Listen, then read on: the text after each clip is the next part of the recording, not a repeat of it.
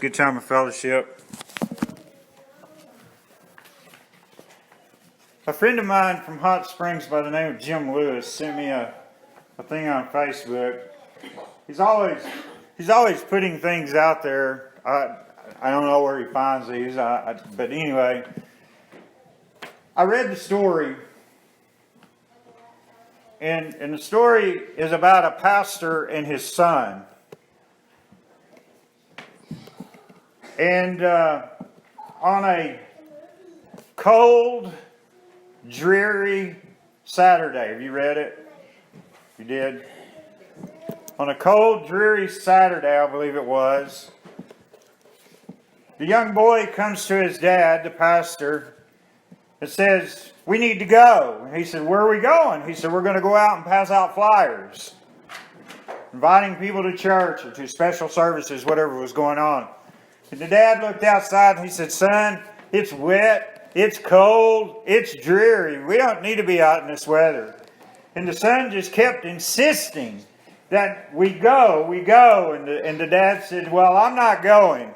And the boy just kept on persisting and said, "Well, Dad, can I go by myself?" So he allowed the boy to go by himself. And the boy went out and he was passing out flyers, knocking on doors and everything. And he had one more flyer left. And it was cold and rainy and he was freezing. And he saw one last door. And he went over and he knocked on the door. Well, he rung the doorbell and then he pounded on the door. And nobody ever came to the door. So he started to walk away, but something stopped him. And he went back and he rang the doorbell again and he pounded on the door. He kept ringing the doorbell and pounding on the door. The picture that goes with this story shows a chair and a hangman's noose.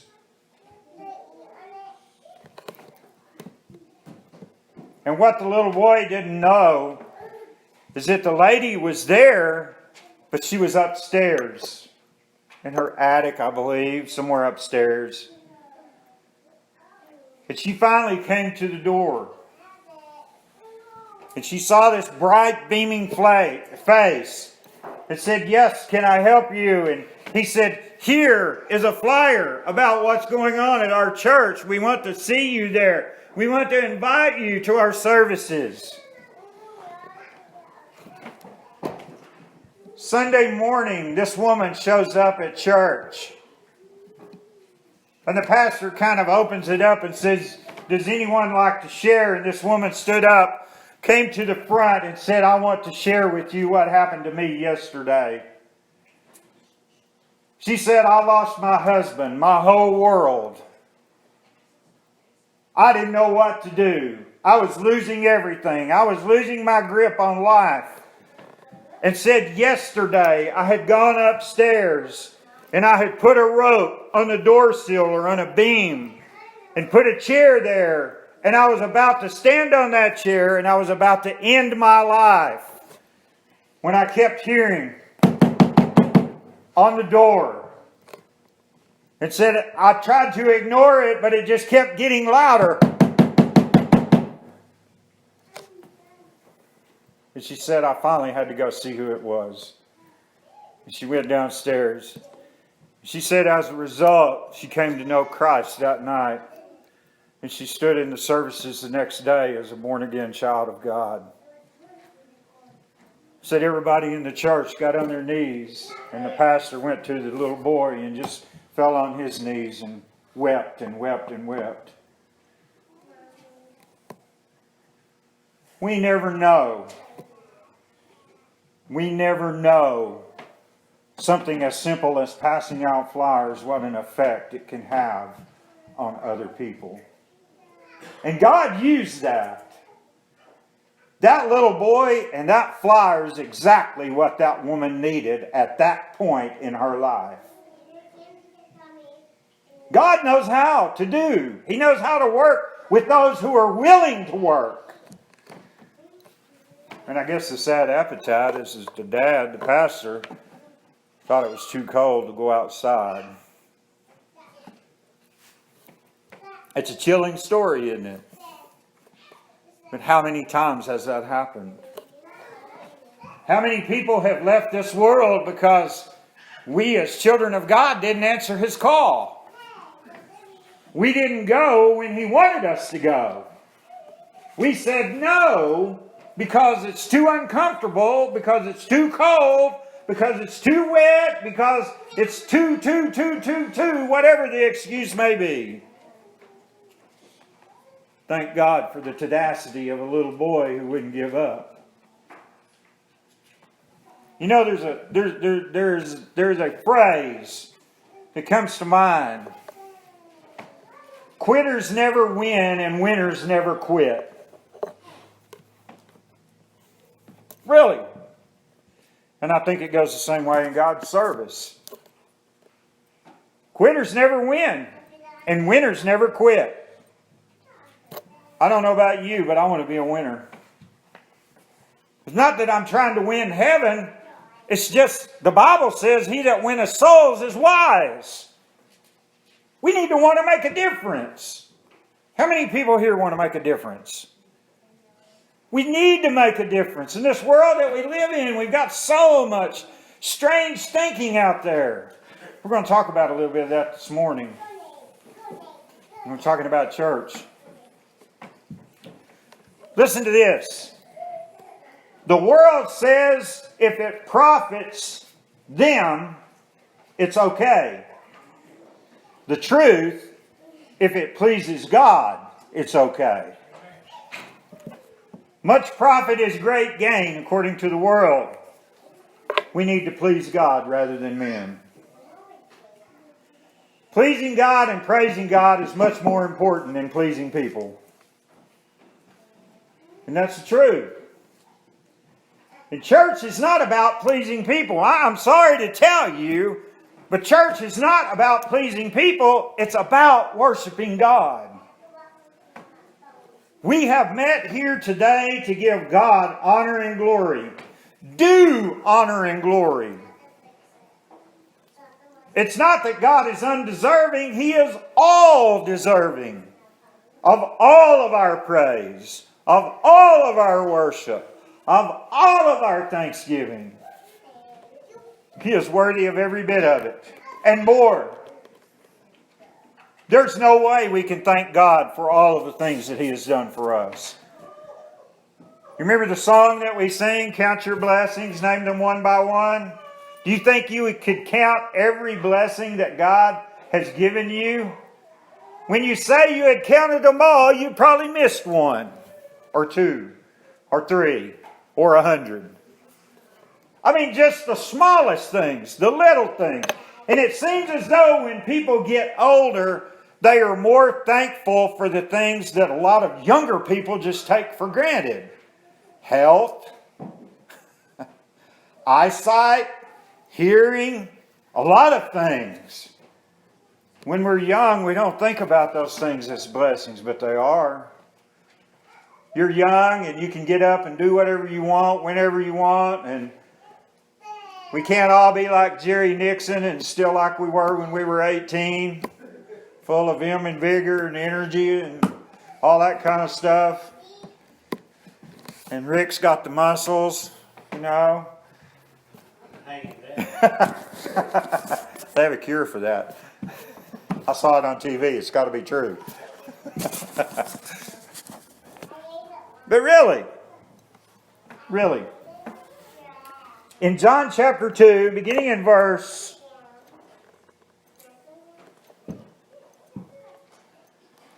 12. Well, actually in verse 11. It says, this beginning of miracles Jesus did in Cana of Galilee and manifested forth His glory, and His disciples believed on Him. After this He went down to Capernaum, He and His mother and His brethren and His disciples, and they continued there not many days. And the Jews' Passover was at hand, and Jesus went up to Jerusalem, and found in the temple those that sold oxen and sheep and doves and the changers of money sitting, And when he had made a scourge of small cords, he drove them all out of the temple, and the sheep and the oxen, and poured out the changers' money, and overthrew the tables, and said unto them that sold doves, Take these things hence, make not my Father's house a house of merchandise. And his disciples remembered that it was written, The zeal of thine house hath eaten me up. Then answered the Jews and said unto him, What sign showest thou unto us, seeing that thou doest these things? Jesus answered and said unto them, Destroy this temple, and in 3 days I will raise it up. Then said the Jews, 46 years was this temple in building, and wilt thou rear it up in 3 days? But he spake not of the temple; he spake of the temple of his body.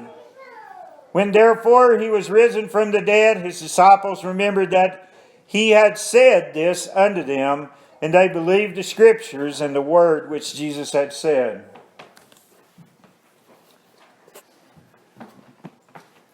There's something very important about what we do here, and there's something very important about the place that we do it. I wondered for years why it always seemed like old timers always got upset when certain things went on inside the sanctuary of the church. I wondered for years what was the deal, why. I understand why now. The inside, the sanctuary of a church building, is set aside and dedicated solely to the worship of God. I've known churches that have set in their bylaws that you cannot sell anything in the sanctuary. This was kind of interesting one time at a church, that a lady got very upset because some other little girl was trying to sell things for Girl Scouts inside the sanctuary of the church building. She got really upset and said, We have a rule that says you can't do that. But lo and behold, when it came time for her little girl to do it, it was okay. There can't be a double standard. I know why sometimes when singing groups and things of that nature would come and have tapes and CDs and things available, they might show you one in the sanctuary, but they were not for sale inside the sanctuary. They were for sale in the vestibule. And all of this is not to cheapen what we do here. This is not the place that we transact that business. This is the place where we worship God. If you want to transact business, do it in the parking lot. Do it in the fellowship hall. Do it somewhere else, but you don't have to do it in the sanctuary. The sanctuary is a place where we come to meet God. Just like the temple was in those days, was where people came to meet God. We must respect what we have. This is not the playground. The church building is not the playground. The playground can be outside in the parking lot. The playground can be in the back. The playground can be outside over here at the school, but not inside the church building. We need to respect it, and we need to take care of it. But a lot of people in the world today don't understand that. They don't see any difference in this building and any other building. But there is a difference. There should be a difference anyway.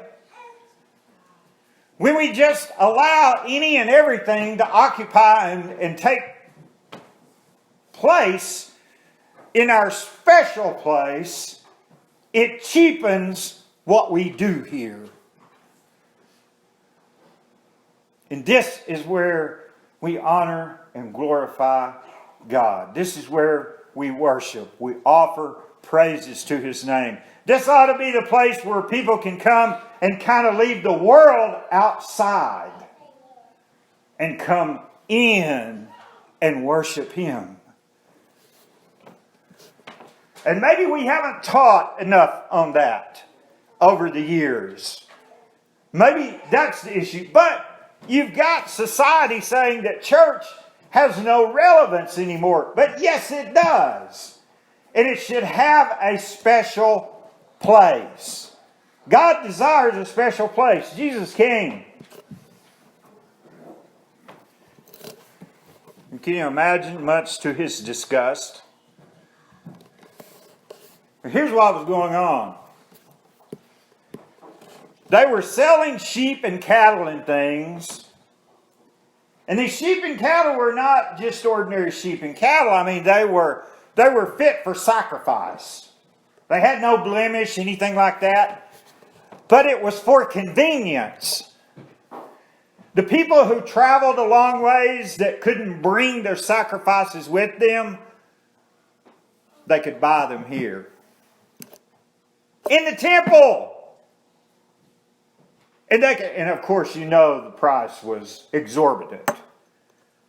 And people were in there like a marketplace looking at these animals and trying to find the best one for the sacrifice to the Lord and in the Lord's house. I don't know if you know anything about sheep, but I understand that they are one of the stinkingest animals there is. They don't smell very good. I know they look very beautiful. But from people who tend sheep, I understand that they really, really stink. And can you imagine the sheep, the cattle, and whatever else that they had in there? All sorts of animals they had inside. Not outside, inside. What if we opened our doors and just let the pigs in here? Just made a big pig pen. It wouldn't be very nice, would it? It would stink. You ever been around a hog pen? Anybody ever raised hogs? I can't imagine anything stinking worse than a hog. And that smell gets in your clothes, in your hair, in everything. And it's hard to ever get rid of. Can you imagine that? Constantly. Now, I'm not talking about people who come who may not go to church and may smell a little bit. That's not what I'm talking about at all. I'm talking about throwing the doors open and just letting the animals in. That's basically what they did with the temple here. But it was all for profit. They were charging probably 3 times as much as these animals would get out there in the marketplace. Just for the convenience of having it here at the temple, ready to offer. Do you remember who it was in the Old Testament that decided that it was too far for some people to travel? So he was a king and he decided he was going to set up little places in different areas for them to come and worship. Do you remember his name? His name was used. Not in a good sense. All before Ahab. Jeroboam.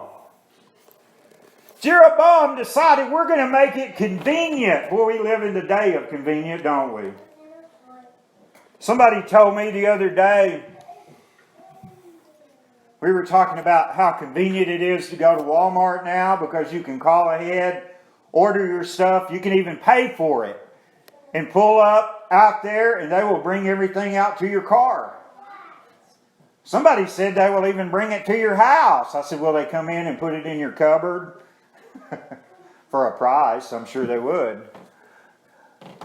But you're talking about convenience. I said, well, you're doing away with the Redneck Social Club. That's where everybody meets. I said, you know, if Walmart was smart, they'd capitalize on that. They'd have an area right in the middle of the store with chairs and coffee pots and everything so people could just sit and socialize. The longer they stay, the more they'll buy, right? They're not using it very well, to my thinking. Oh, by the way, I think the pet place is gone from Walmart. I noticed this morning they got plastic over the windows, and it looks like there's no windows there anymore. You know, the vet place? They took the bank out, put the vet place in. I think it's gone bye-bye now. I don't know what's going in next. But yeah, convenience. We want everything convenient. I'm sorry to say, I said, well, that does away with everything. It does away with your socializing, which is the least. I said it also does away with exercise. People always complain, I don't like to walk all the way across Walmart. But you know what? It does you good. But how much exercise do people get? And they're talking about the obesity rate. That by 2030, I forget, a large portion of the U.S. is all going to be obese. And the healthcare issue that it's going to cause. Because people don't do anything. They sit behind a computer all day long. They sit in their car and drive home. They sit on their couch and do on the computer or whatever, and they go to bed. Nobody really gets out and exercises. Nobody gets out and moves around. If there's one thing that a doctor will tell you if you're stove up or having issues, exercise. Right? But we want everything convenient. Well, now we want it convenient. Have you heard of the drive-up churches now? Yeah. It's just like a drive-in movie. You can drive in, put your little speaker on there, you can hear the preacher, you can do this. I thought it was pretty bad when you brought your dog to worship. Y'all remember that? I think it was out in California. All things strange happen in California. Bring your dog to worship. Yeah. That's not what I came to church to hear. It's not. And I didn't come to a drive-in church. Get out, come in. Worship the Lord. Raise our voices and sing praises unto Him. But a lot of people don't like that. They want everything convenient. That's why a lot of people say, well, I can sit home and watch the preacher on the TV and it's just as good. Really? I'm going to tell you something about that. And I'm not trying to be mean either. I'm going to tell you something about that. It's not just as good if you're a member of a local New Testament church. Because your first responsibility should be to that church, not the TV preacher. Now, I understand that some people get bedridden. I understand that some people are not able to get out. That's a different story. But when you're able-bodied and are able to get out and come to church, there's really no excuse, is there? Not when God looks at it. He says, why aren't you in my house? You're my child. Why aren't you in my house? Why aren't you here? You know why people that haven't been to church in a while, they see a preacher or they see somebody from church in Walmart and they'll run the other way? You think you've done something to offend them. No, they're just convicted because they know you're in church and they're not. So don't feel too bad if somebody walks away from you unless you didn't use your deodorant. But you know what I mean?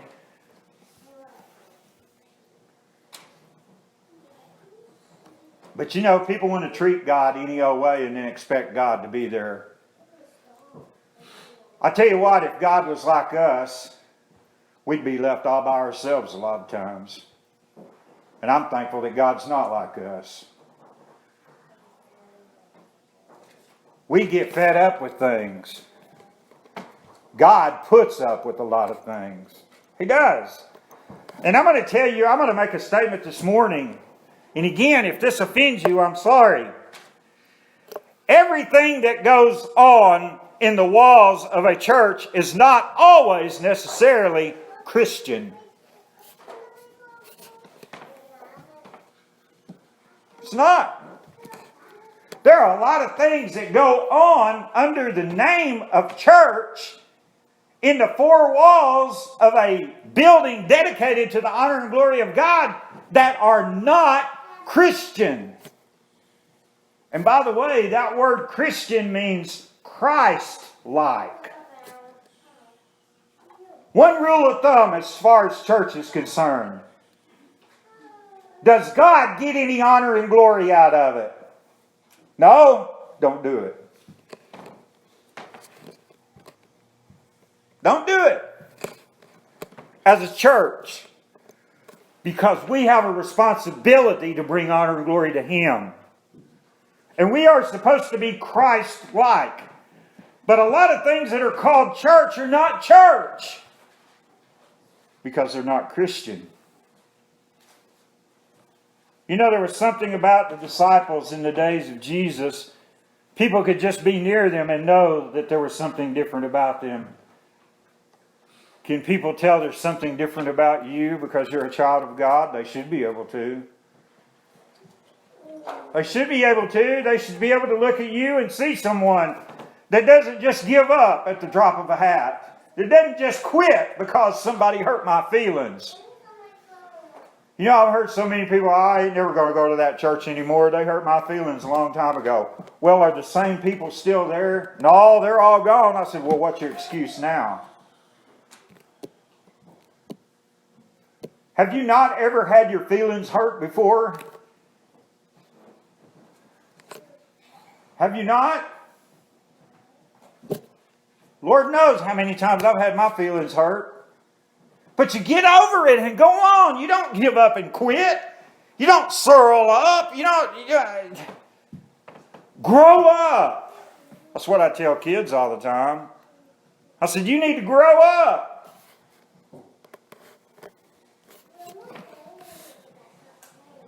But everything that is done is not always Christian. In John chapter 6 and verse 26...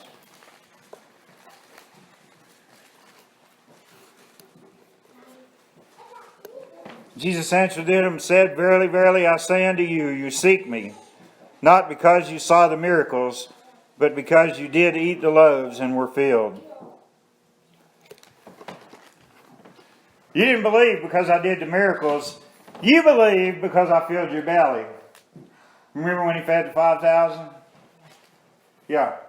Then a little bit later, there were 4,000 gathered, and He said, the only reason some of you are here is so that you're just here for a free meal. You know how sad it is. And people say, well, you know, if you have a meal, you'll get a lot of people. Well, yeah, maybe so. But is that what we're commanded to do? Do you know there's a lot of things that churches do that don't fall under the umbrella of church authority as far as God is concerned? I don't have a problem with the ministry that helps people and honors God. That's a good deal. But first and primarily, it should honor God. And first and foremost, we should have prayed about it before we ever do it.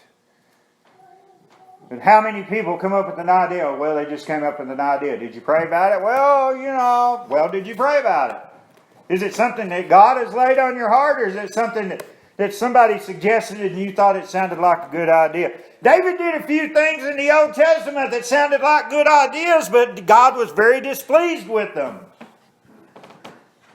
And there's a lot of people, there's a lot of things that make sense to us, but we're not God. We're not sinlessly perfect yet. We're not completely holy yet. So sometimes what sounds good to us doesn't always sound good to God. And we may say, well, it makes sense. It makes sense to us, but what about God? See, that's the thing. As a child of God, we've got to include God. Someone who claims to be a child of God and never includes God in anything, I don't think they're really a child of God. They can say it all they want, but there's no proof. It's sort of like somebody that says they're saved and they don't want to read their Bible, they don't want to pray, and they don't want to attend church. I'd say you're lost. You say, well, you're making a snap judgment. No, I'm inspecting fruit. There's no fruit. There's no evidence that you are saved. There's no change that I can see. Paul said that when we become a child of God, he said all things have become new. And that means that we look at things differently. And that means that we change. But if you're the same as you were before you ever got saved, I would... That's a pretty good chance that you don't even know the Lord. Pretty good chance. We assume because Mom and Dad went to church forever, because Dad was a deacon. I've heard everything. My grandparents were church. My grandpa was a preacher, this and that. It doesn't matter. None of that really matters. I mean, it's all good. Don't get me wrong. And it's good that parents will lead their children to the Lord, but they must make their own decision. A mom or a dad cannot make their child saved. They have to make that decision on their own. We're all free moral agents. The company that attended thither, his mother, his brethren, and his disciples, he would not go alone, but would take those with him who had put themselves under his guidance. He could not go alone, but they would follow him because they liked the sweetness either of the doctrine or of his wine. His countenance there, which was at the time not many days, designing now only to begin the acquaintance, he would afterwards improve there. But Jesus came. Jesus did this, and Paul also did this. And one of the places that they would go when they went into any city or village was usually the religious center, which was more than likely the synagogue. Here, it was the temple, the special place. Remember what the Pharisees said?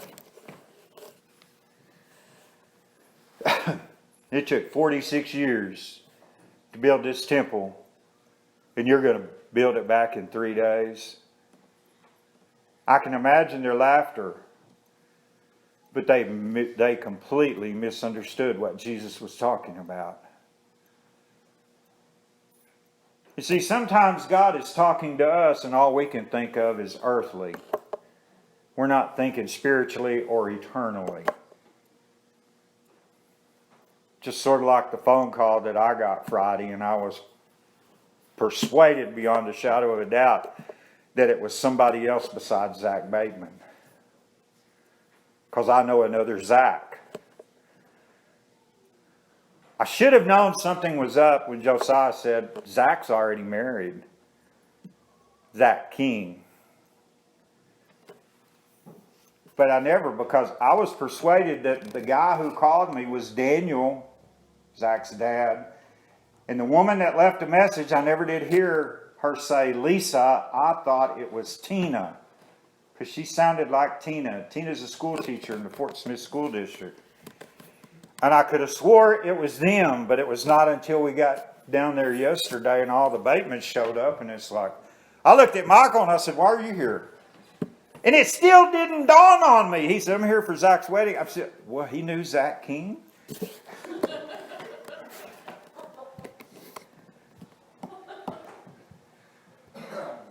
Major senior moment, I guess. I don't know. I guess we married the right Zach. I didn't think anything about it because Zach had been in a relationship with a girl. They had a child. But I really didn't know if they ever got married or not. Josiah says he thinks they did. But I said, well, you know how things are today. That might not have lasted. And so I thought, well, you know, Zach's got another girlfriend and maybe they're getting married or whatever. But it was Zach Bateman. There were two people that drove by me and looked at me like I was crazy, and it was Hannah and one of them, was it you, Alexis? And then Mike and Lisa and all them. And I was like, man, y'all all knew Zach? Because I was still convinced it was Zach King, and I couldn't see his grandparents or his mom and dad anywhere.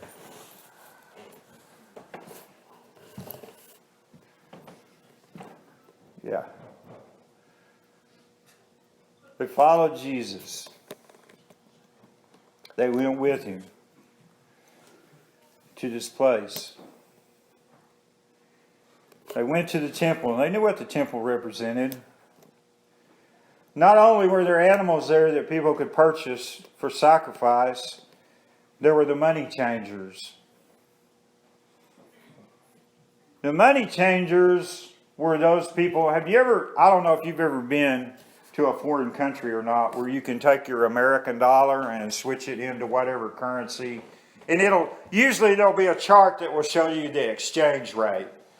Like so many pesos is equal to so many or whatever.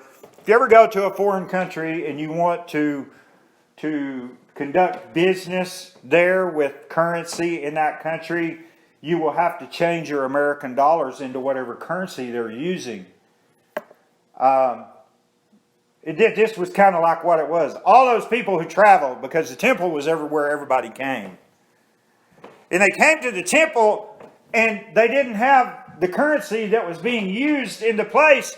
So guess what? There was more profit being made. Have you ever wondered why church buildings and everything are called non-profit organizations under the tax code and under the government's eyes? Because we're not here for profit. We are not a business. We are not selling anything. We contribute to the support of this place to honor and glorify God, but we are not selling anything. We're not conducting business. We're not in commerce, so to speak. You understand what I'm saying? We're not Walmart. We're not the grocery store. We're not any of these things. We are a church. A church of the Lord Jesus Christ. And this place, these four walls, I don't know who put this building up. It was a Free Will Baptist church when it was first built. I'm assuming the people at Vista Free Will Baptist Church are the ones that started it and are the ones that built this building. I understand that a guy by the name of Summerhill was the pastor at the time and that he lived in this house right next door. And I'm assuming that, I don't know what year it was built, a long time ago, but it was acquired by Antioch, and his Missionary Baptist Church has been dedicated. But this sanctuary, these four walls have been dedicated to the worship of God. Every sanctuary, they always have a dedication service when they have a new building.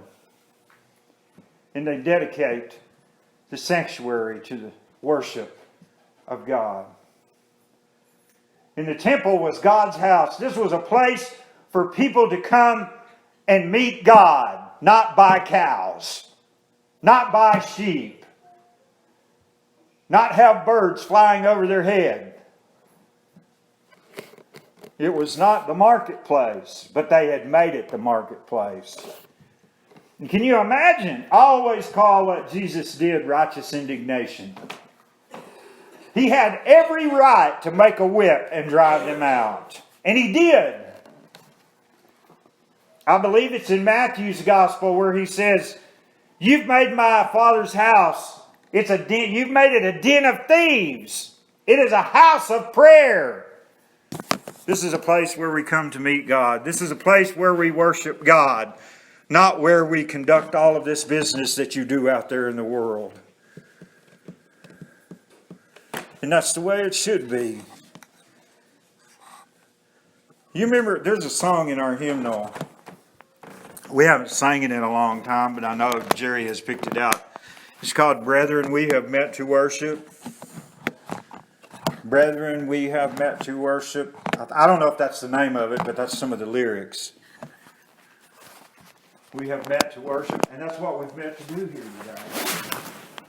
We've met here to worship, to praise Him, to hear what God has for us, to listen to His Word, to listen to Him, to heed the conviction of the Holy Spirit that speaks to us in our hearts. But if we're busy conducting business, if we're busy doing everything else in the world, we're